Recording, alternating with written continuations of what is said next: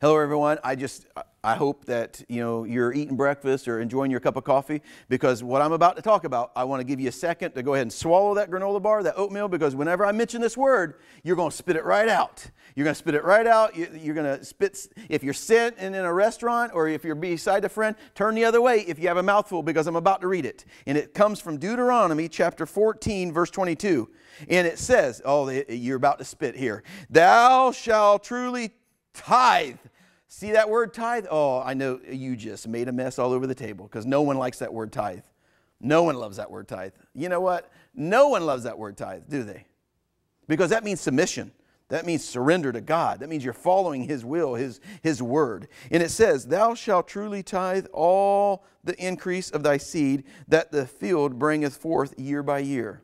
The reason why I bring up that message is because Pastor Alma, my wife, just spoke on grace. And as she was going through the message of grace, that you have to follow God's commandments in order to have grace. And grace brings favor. Favor is God's grace that's in your life. And you have to follow His commandments. You have to follow His word. So if you're not tithing, because I'm not going to give to the church, I'm not going to give to the pastor, don't expect God's grace upon your life. Don't expect His favor upon your life.